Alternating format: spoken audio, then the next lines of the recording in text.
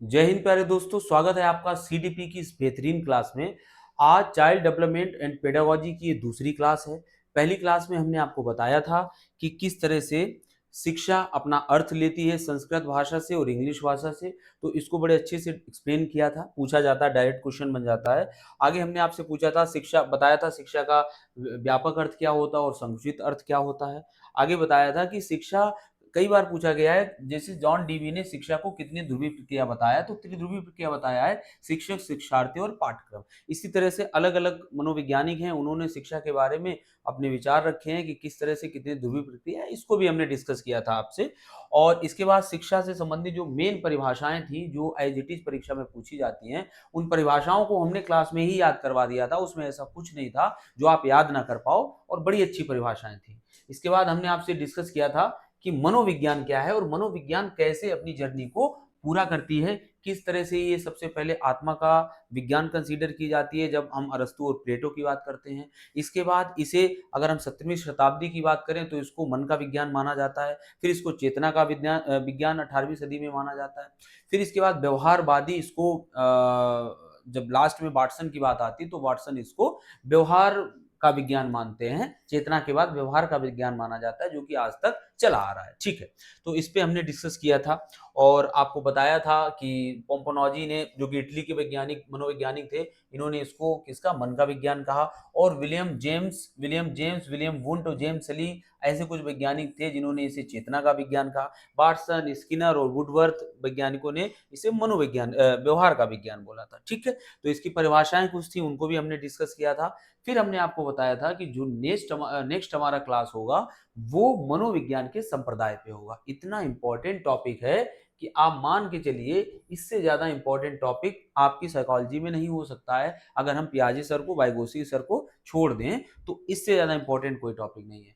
क्योंकि ये वो टॉपिक है जहां से आपको मनोवैज्ञानिक जो हुए हैं उनकी थिंकिंग किस ग्रुप से मैच करती है, वो ग्रुप आपको पता चलता है। और वो ग्रुप क्या सोचता था मनोविज्ञान को लेके और चीजों को लेके प्रायोगिकता के तौर पर, वो हमें पता चलता है। सपोज व्यवहारवादी क्या सोचते हैं चीजों को लेके, प्रकारवादी, सब में 8-10 मनोवैज्ञानिक थे जो मेन मनोवैज्ञानिक थे, और उनके विचार ही स्कूल्स ऑफ साइकोलॉजी कहलाता है। क्या कहलाता है? स्कूल्स ऑफ साइकोलॉजी कहलाता है। मतलब यहां पर इनका इनका इनका अपना अपना एक ग्रुप था जो कि अलग अलग टाइम पे हुए, और इन्होंने अपने विचार रखे, तो एक दूसरे से मैच करने वाले ग्रुपों को एक एक में रख दिया गया था।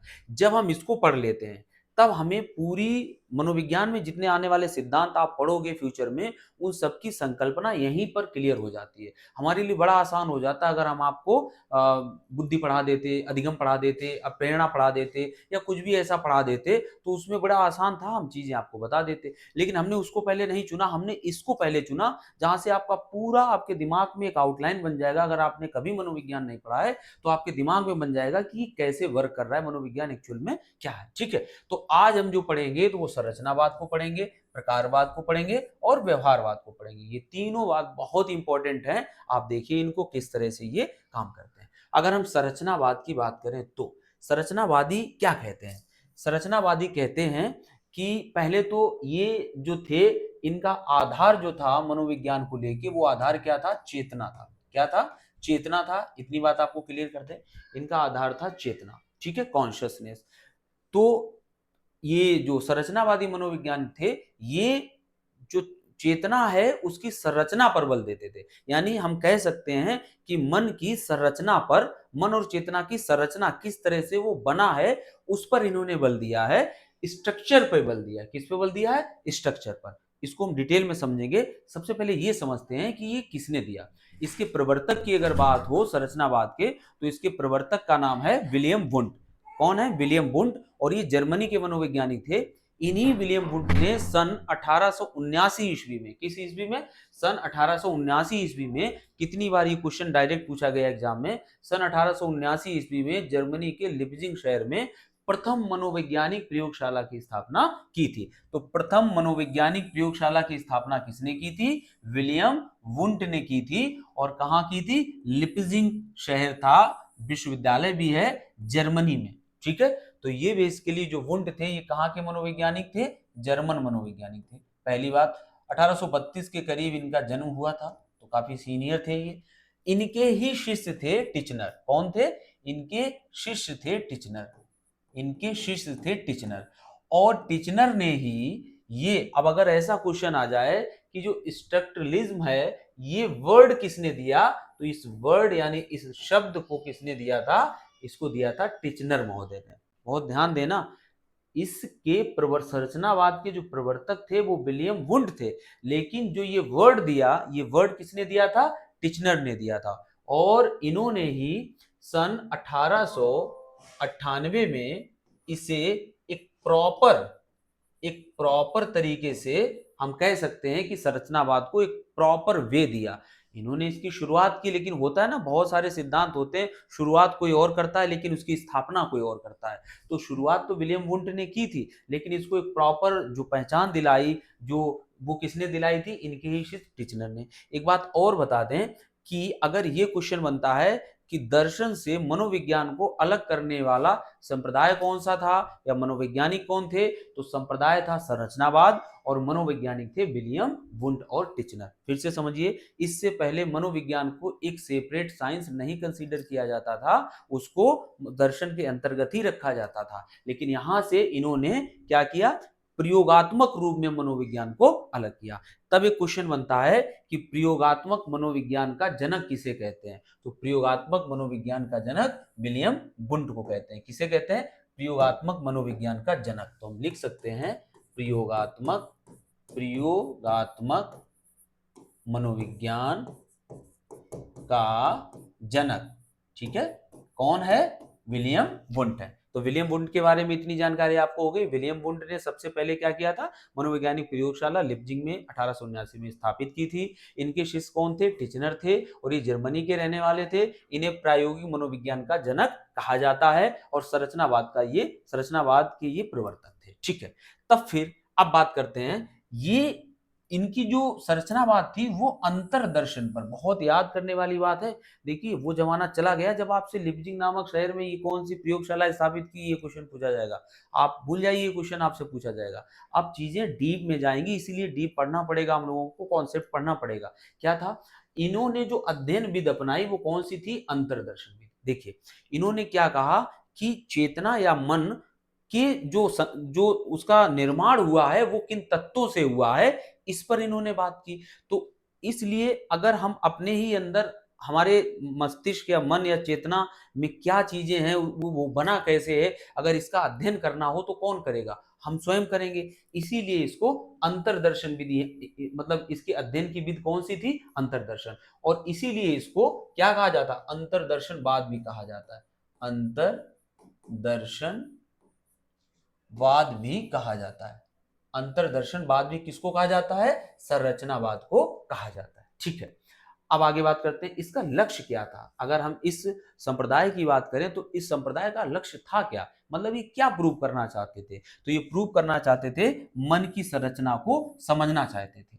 इनका मेन उद्देश्य था कि हम मन की संरचना को समझें कि किस तरह से ये वर्क करती, वो नहीं, इसकी संरचना किस तरह की है। अगर वर्क की बात करेंगे फिर तो वो प्रकारवाद में चला जाएगा। तो ये संरचना को समझना चाहते थे। अभी और क्लियर होगा जब अगला संप्रदाय आएगा। थोड़ा सा पढ़ लीजिए, मनोविज्ञान का कार्य चेतना की संरचना। इनका कार्य क्या था?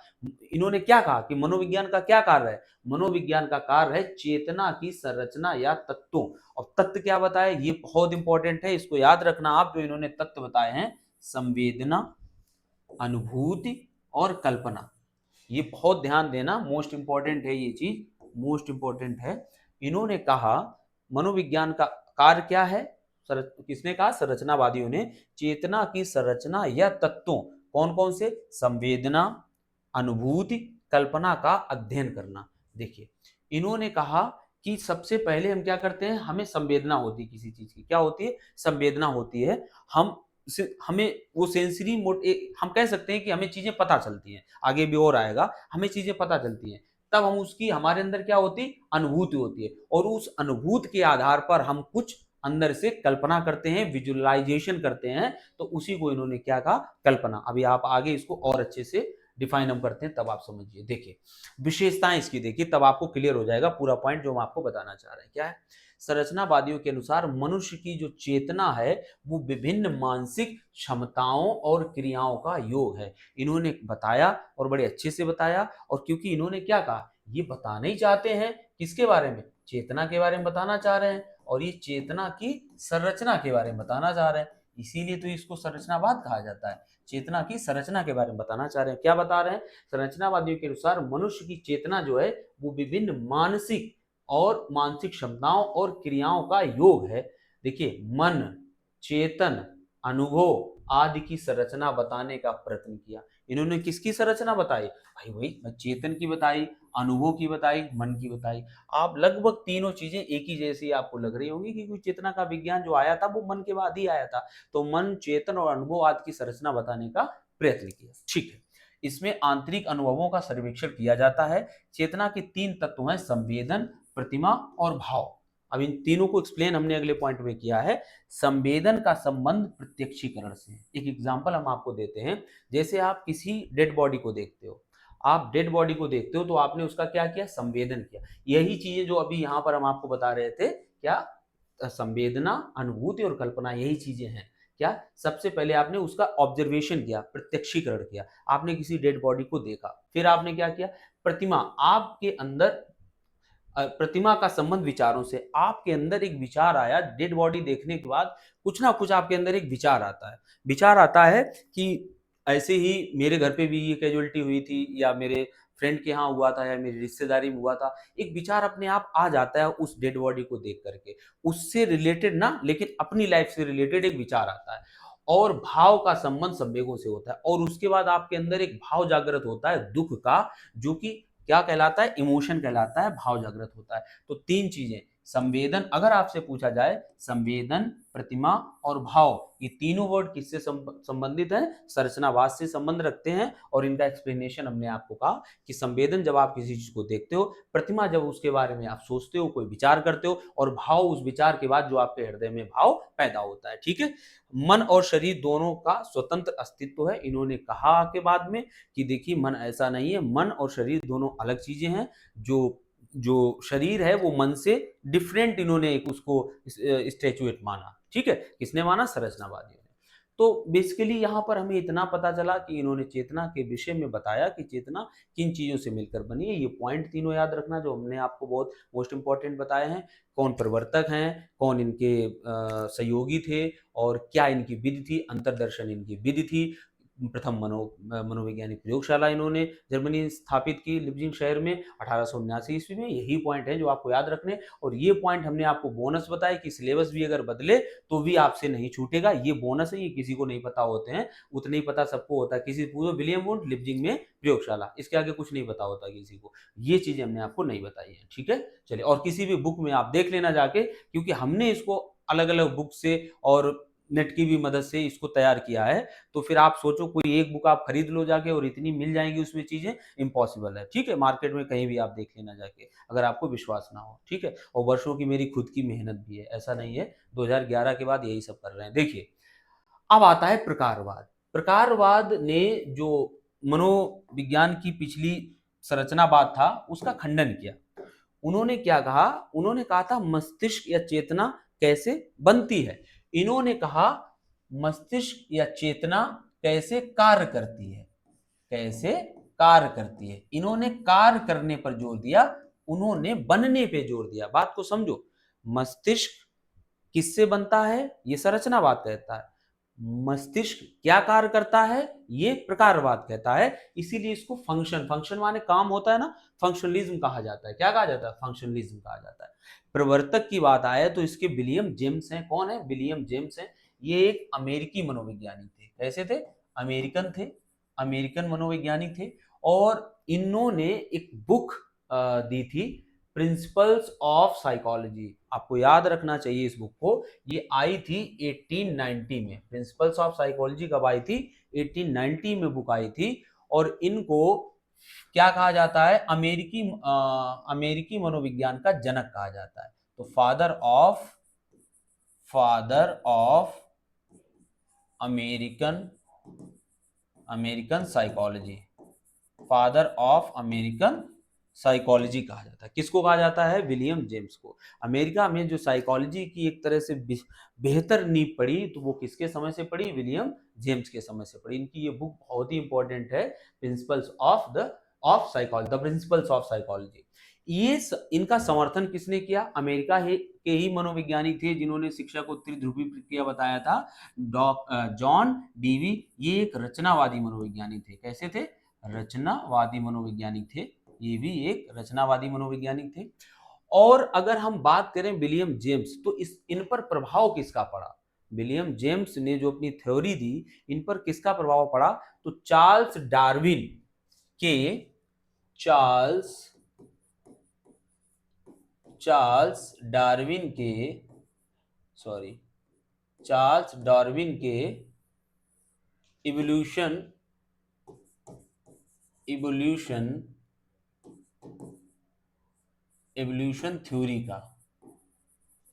थ्योरी का प्रभाव पड़ा किस पर?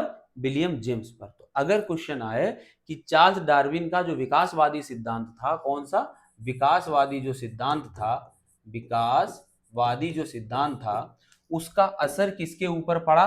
तो उसका असर पड़ा था जाके विलियम जेम्स के ऊपर पड़ा था। और इन्होंने कौन सी बुक लिखी थी? The principles of psychology. और ये कहाँ के थे? अमेरिका के थे। 1890 में इन्होंने बुक लिखी थी। इनको अमेरिका का मतलब फादर ऑफ अमेरिकन साइकोलॉजी कहा जाता है। ठीक है, अब बात करते हैं विधि। इनकी विधि कौन सी थी? तो इनकी विधि थी प्रश्नावली विधि थी और मानसिक परीक्षण विधि थी। उनकी कौन सी थी? अंतर्दर्शन विधि थी। ठीक है, इनकी प्रश्नावली और मानसिक परीक्षण थी। देखिए थोड़ा सा पढ़ लेते हैं इनके बारे में। क्या है?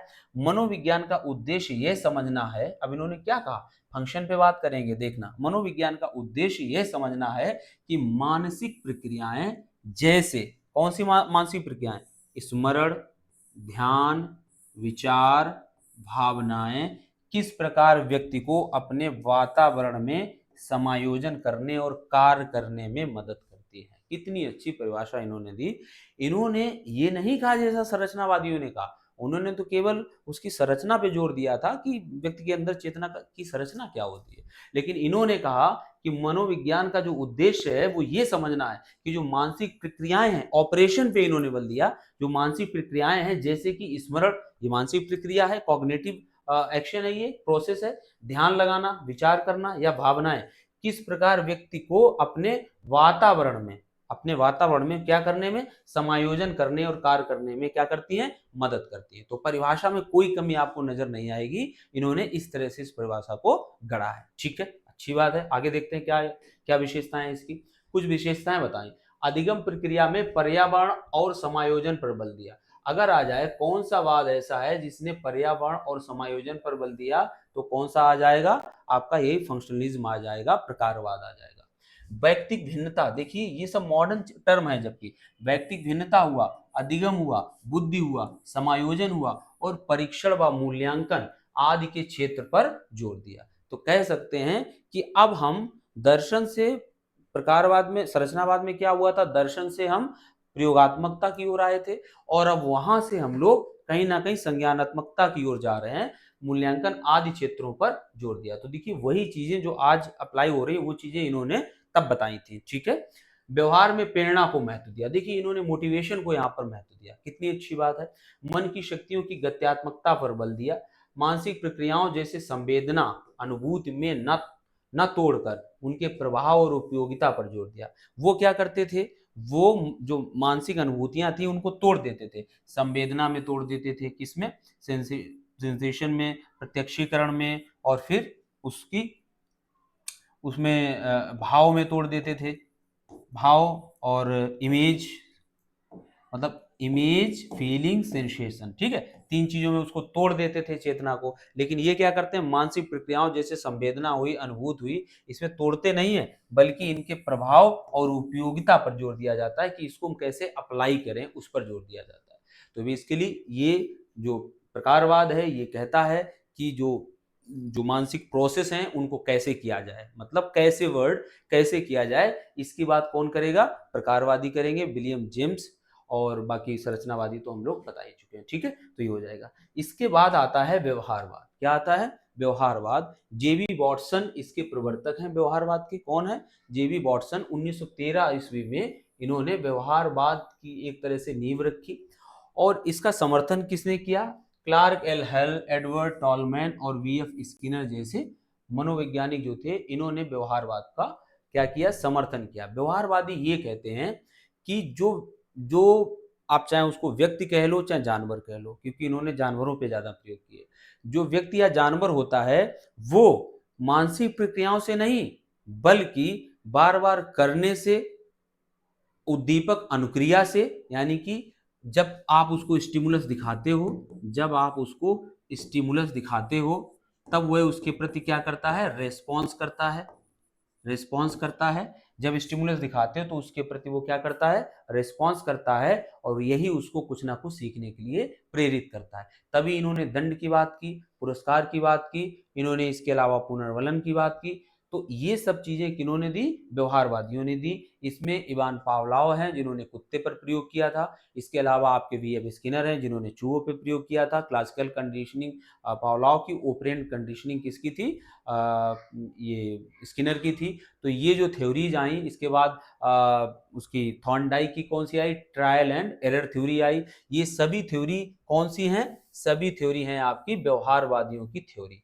तो पहले तो इसके प्रवर्तक कौन है? वॉटसन है 1913 में।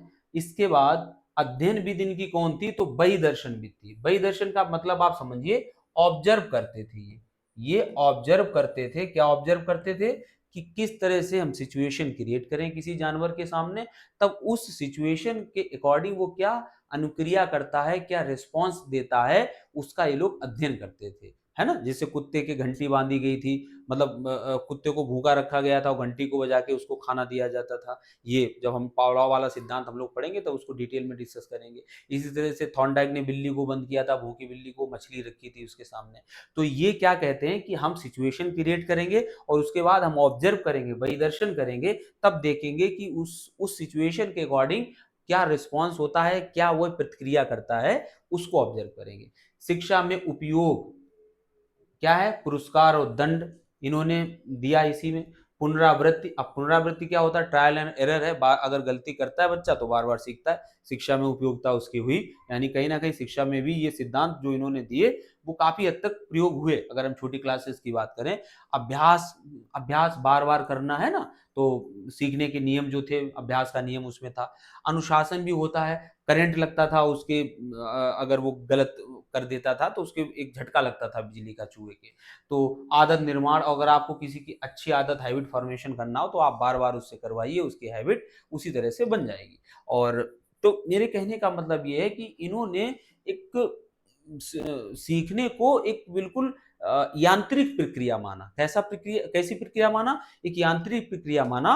और मनुष्य को एक सोचने समझने वाला जीव न मान के एक मशीनरी, एक जानवर की तरह इन्होंने यूज किया। तो इसकी अपने बहुत से दोष भी हैं, लेकिन कुछ चीजें हैं जो इनकी अच्छी हैं। अगर उनको अप्लाई किया जाए तो लोग सीख सकते हैं। हालांकि ये जानवरों पर ज्यादातर प्रयोग किए गए तो वहां पर संज्ञानात्मकता की कोई, मतलब जानवरों की ऑब्वियसली संज्ञानात्मकता नहीं होती इतनी ज्यादा, तो हम लोगों पर, मतलब मनुष्यों पर ये चीज उतनी ज्यादा अप्लाई नहीं होती है। हाँ, बच्चों की जो इनिशियल क्लासेज होती हैं वहां पर तो ये चीजें थोड़ी अप्लाई की जा सकती है, और कुछ चीजों के सीखने में ये चीजें अच्छी हैं। किसी की गंदी आदत छुटानी हो तो ये अच्छी चीज है, अच्छी आदत बनानी हो तो ये अच्छी चीज है। पुरस्कार के माध्यम से चीजें सिखाई जाती हैं। आप, हम लोग क्लास में देखते हैं कि अच्छा काम करने वाले को चॉकलेट आप दे देते हो तो ये उसके लिए रिइंफोर्समेंट का काम करता है। ठीक है।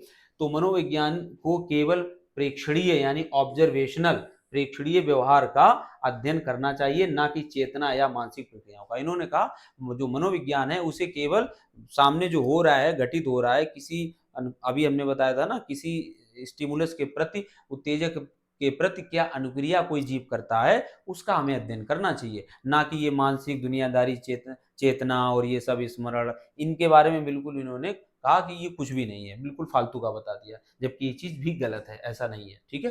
तो विशेषता देखिए, अधिगम, अप्रेरणा तथा पुनर्वलन पर जोर देना व्यवहारवाद की प्रमुख विशेषता है। तो इन्होंने अधिगम, अभिप्रेरणा तथा पुनर्वलन, है ना, रीइंफोर्समेंट पे बहुत जोर दिया, और ये सबसे इनकी प्रमुख विशेषता है। मनोविज्ञान एक वस्तुनिष्ठ तथा प्रयोगात्मक विज्ञान है। इन्होंने कहा ये सब्जेक्टिव है, ये सब्जेक्टिव है, ये अलग अलग सिचुएशन में अलग अलग तरह से वर्क करती है, सब्जेक्टिव है। और ये प्रयोगात्मक विज्ञान है। व्यवहारवादियों ने मनोविज्ञान को भौतिक, यांत्रिक तथा वस्तुनिष्ठ रूप दिया। हमने कहा ना, इसको एक भौतिक प्रक्रिया बना दिया, एक यांत्रिक प्रक्रिया बना दिया। मानव व्यवहार का अध्ययन करने के लिए पशु व्यवहार को विषय वस्तु के रूप में प्रयोग किया। वही चीज है बार बार। अधिगम की विधियां, अधिगम के नियम, अधिगम के नियम, अधिगम की विधियां, सिद्धांत, संवेगात्मक व्यवहार, मूल प्रवृत्तियों से संबंधित आदतों आदि पर प्रकाश डाला। तो क्या संवेगात्मक व्यवहार क्या होते हैं? देखिए, अधिगम की विधियां हम किस तरह से किसी को सिखा सकते हैं, तो ये अधिगम की विधियां आप देखिए, थॉर्नडाइक ने कई सारी चीजें बताई हैं, और हल ने कई सारी चीजें बताई हैं। इस तरह से आपके स्किनर हुए, पावलॉव हुए, तो उन्होंने बताया कि किस तरह से चीजों को सिखाया जा सकता है। अधिगम के नियम भी इसी में दिए गए हैं ना, कि किस तरह से चीजों को याद रखा जाए। जो 3 प्रमुख और 5 गौड़ नियम है, और इसके अलावा सिद्धांत दिए गए। संवेगात्मक व्यवहार, मूल प्रवृत्तियां है ना, अगर भूख है तो उसकी मूल प्रवृत्ति है तो उसको वो शांत करेगा, तो उसकी शांति के लिए हम उसका फायदा उठाएंगे और चीजें उसको सिखाएंगे। ठीक है, जैसे बच्चा है तो उसकी मूल प्रवृत्ति है कि उसको एक तरह से खेलना अच्छा लगता है, वो डर जाता है अगर नए माहौल में जाता है, लेकिन अगर उसको कोई आनंदित करने वाली चीज सामने आ जाती है तो उसको देख के वो लालायित होता है। तो स्कूल्स में झूले और ये सब चीजों की व्यवस्था की जाती है ताकि बच्चा स्कूल में आना शुरू कर दे। तो ये चीजें हैं जो यहाँ पर आदत, हैबिट फॉर्मेशन का काम करती हैं, आदतों का निर्माण करने का कार्य करती हैं। ठीक है, तो इस तरह से हम लोगों ने मनोविज्ञान में जो स्कूल्स ऑफ साइकोलॉजी हैं उनके 3 हम लोगों ने स्कूल्स पढ़ लिए हैं। ठीक है, प्रकारवाद, संरचनावाद, प्रकारवाद और व्यवहारवाद। आगे के संप्रदाय अगली क्लास में खत्म हो जाएंगे, जो भी 3 या 4 बचे होंगे, और इसके बाद हम लोग किसी चैप्टर को उठाएंगे, बहुत बेहतरीन तरीके से पढ़ेंगे। यहाँ पर ये चीजें भी हम लोगों ने थोड़ी कम कम पढ़ी, क्योंकि ये डिटेल में तो हम लोग अधिगम में पढ़ेंगे जाके, सिद्धांतों में पढ़ेंगे जाके, मोटिवेशन में पढ़ेंगे जाके। तो एक ही जगह पर बहुत सारा पढ़ने से अच्छा है कि जब 1-2 बार ये चीजें पढ़ने को मिलेंगी तो वो ज्यादा अच्छी तरह से याद होंगी। इसीलिए इनको हमने यहाँ पर थोड़ा सरसरा बताया, लेकिन कॉन्सेप्ट बताया है, ताकि अगर पेपर सिर्फ फैक्ट ना पूछे, कॉन्सेप्ट पूछे, तब भी आपसे छूटे ना। देखिए, मनोविज्ञान के बहुत बेहतरीन क्लास चलेंगे, मैथ के बहुत बेहतरीन क्लास चलेंगे। आप उम्मीद नहीं कर रहे होंगे इतने बेहतरीन क्लासेस आपको मिलेंगे। ईवीएस की तो हम बार बार आपसे कहते हैं, आप एक क्लास पढ़ के देखिए जो क्लासेस चैनल पे पढ़ी हैं। अगर एक भी क्लास आप पढ़ते हैं ईवीएस की, तब आप कहोगे कि हम बिल्कुल भी कहीं टाइम वेस्ट नहीं करेंगे, ईवीएस तो हम यहीं पढ़ेंगे। इस तरह से हिंदी भी शुरू हो चुकी है। तो चीजें सिर्फ अगर किसी कोचिंग या क्लास में 1 से 2 चीजें 5 में मिलती हैं, तो हम कम से कम 3 से 4 चीजों की गारंटी लेते हैं जो आपको टॉप क्लास मिलेंगी। मतलब आप एक एक क्लास उनकी देखिए, तब आपको पता चलेगा कि क्लास में कितनी मेहनत की गई है और उनके पीछे कितना वर्क किया गया है। ठीक है, तो बाकी अनुभव है चीज़ों को कराने का। ऐसा नहीं है कि कोई पहली बार करा रहे हैं। ऑनलाइन में कम हो सकता है, लेकिन ऑफलाइन में अनुभव की कोई कमी नहीं है, वो आपको पूरा देने की कोशिश करेंगे। बस आपसे एक रिक्वेस्ट रहती है कि अपने दोस्तों को और जो भी फ्रेंड्स हैं उनको शेयर कर दिया कीजिए, लाइक कर दिया कीजिए, और चैनल को सब्सक्राइब तो कर ही लीजिए एटलीस्ट, है ना। अगर यहाँ तक आप पहुँचे हैं तो चैनल को सब्सक्राइब कर लेंगे तो वो वास्तव में आप ही के लिए फ़ायदेमंद होगा, हमारे लिए एक मोटिवेशन का कार्य करेगा। Thank you for watching.